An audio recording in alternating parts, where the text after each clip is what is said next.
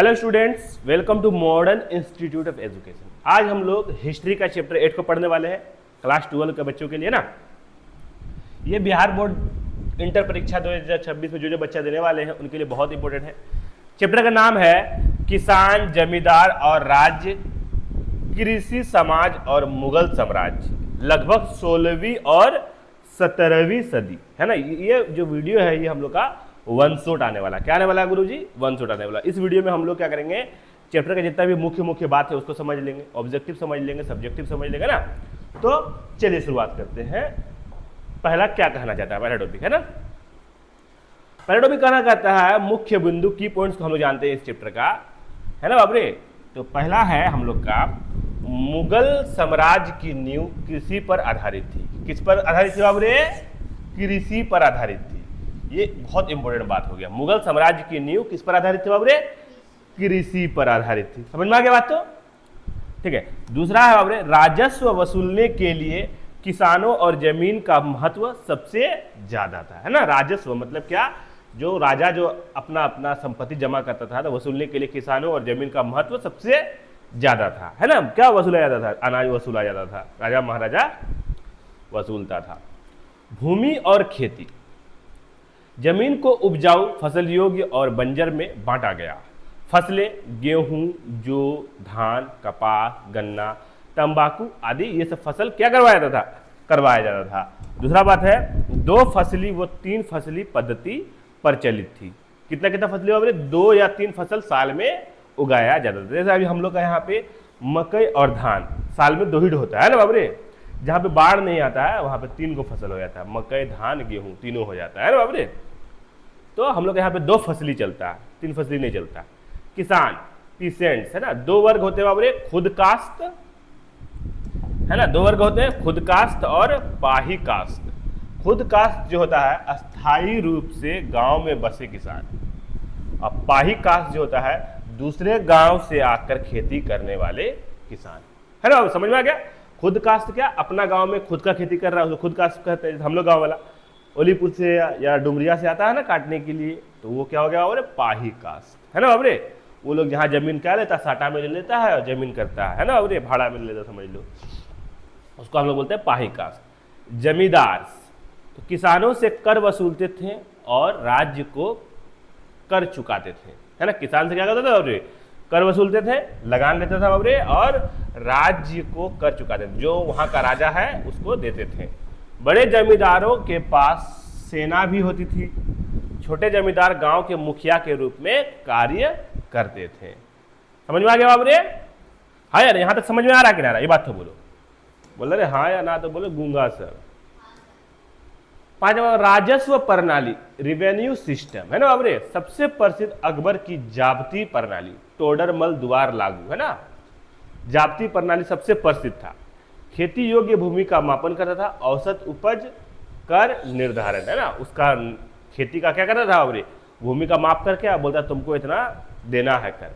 कर अनाज या नगद दोनों में रूप में लिया जा सकता था। गांव का सामाजिक जीवन, गांव सामूहिक इकाई था, है ना बाबरे। शिल्पकार, लोहार, बढ़ई, बुनकर भी गांव की अर्थव्यवस्था का हिस्सा थे। पंचायत विवाद सुलझाने का काम करती थी, अभी भी करता है ना। और पंचायत में जो सरपंच है वो विवाद का।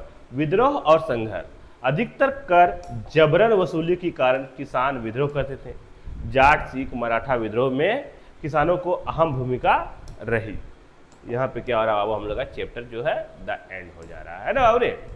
आगे आए थे हम लोग ऑब्जेक्टिव में। मुगल साम्राज्य की अर्थव्यवस्था की नींव क्या थी? तो कृषि, है ना बाबरे। अगला देख लेते हैं बाबरे हम लोग यहाँ पे। खुद कास्ट का अर्थ है गांव में अस्थायी रूप से बसे किसान, है ना। अकबर की राजस्व प्रणाली किसने लागू की? तो टोडरमल लागू किया था। पाही कास्ट कौन थे? तो बाहर से आकर खेती करने वाले किसान। जमींदार क्या करते थे? तो कर वसूलते थे। अकबर के समय पर कर निर्धारण पद्धति क्या कहलाती थी? तो जाब्ती प्रणाली कहलाती थी। पंचायत का कार्य था क्या करता था? और गांव के विवाद सुलझाना, है ना। किस फसल को नगदी फसल कहा जाता है? तो कपास को। जाट और सिख विद्रोह किसके विरुद्ध हुए? मुगल राज्य के। मुगल काल में किसानों का मुख्य पेशा क्या था? तो खेती था। अच्छा, वही तो फिर दोबारा लिख दिए है ना। चलो कोई बात नहीं, ऑब्जेक्टिव ही है ना। अगर 1-2 नंबर ही आएगा तो ऐसे लिख दीजिएगा, कोई बात नहीं। चलिए यहाँ से हम लोग का ये भी देख लीजिए एक बार, वही सेम है ना, जाट और सिख मुगल राज्य, वही लिख दिए, दोबारा लिख दिए वही लोग। चलिए 2 नंबरिया टाइपिंग मिस्टेक था वो वाला। 2 नंबरिया क्वेश्चन आंसर यहाँ से हम लोग का स्टार्ट होता है बाबू। तो खुद कास्ट और पाही कास्ट में अंतर बताइए। तो खुद कास्ट जो होता है गांव में अस्थायी बसे किसान, और पाही कास्ट बाहर से आकर खेती करने वाले किसान। जमींदारों की भूमि, किसान से लगान वसूलना और राज्य को कर देना, यही क्या कहता था? जमींदारों का भूमिका था।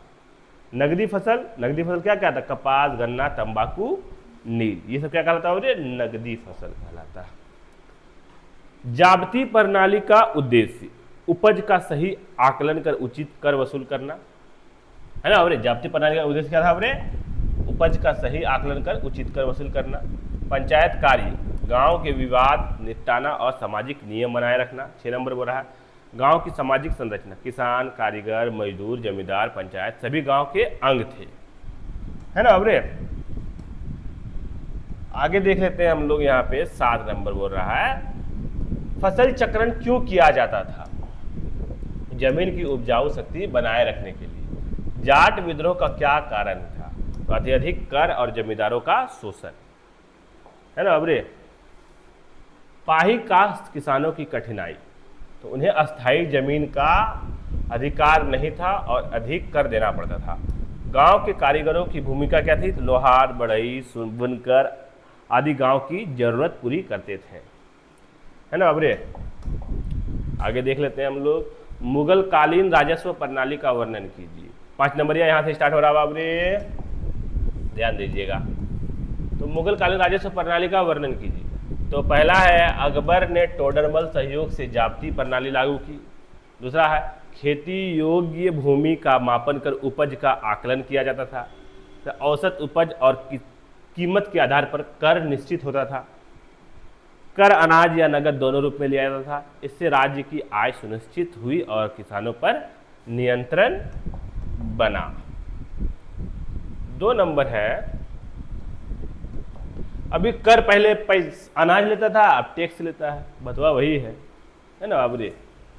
किसान वर्ग के जीवन और समस्याएं, तो किसान खेती पर निर्भर थे। खुद कास्ट और पाही कास्ट दोनों प्रकार के किसान थे। उन पर भारी कर लगाया जाता था। प्राकृतिक आपदाओं और अकाल से परेशान होते थे। शोषण के कारण विद्रोह करने को मजबूर हुए, है ना। तीसरा है जमींदारों की स्थिति और भूमिका बताइए। तो पहला है किसान और राज्य के बीच मध्यस्थ था, है ना। कर वसूली और सुरक्षा कार्य था। बड़े जमींदारों के पास सेना होती थी। स्थानीय राजनीतिक में प्रभावशाली होते थे, ना। कभी कभी राज्य के विरुद्ध विद्रोह भी करते थे। ये 3 नंबर हो गया हम लोग का यहाँ पे। 4 नंबर बड़ा गांव की अर्थव्यवस्था और पंचायत की भूमिका बताइए। तो गांव आत्मनिर्भर इकाई था। किसान खेती करते थे, कारीगर जरूरतें पूरी करते थे। पंचायत विवाद सुलझाती थी। त्यौहार, धार्मिक गतिविधियां गांव के जमीन का हिस्सा थी। गांव का जमीन सामूहिक और सहयोग पर आधारित था। यह हम लोग का 5 नंबर, यहाँ पे हम लोग 4 नंबर खत्म हो रहा है ना। अब आ जाते हैं हम लोग लास्ट क्वेश्चन आंसर 5 नंबर की तरफ।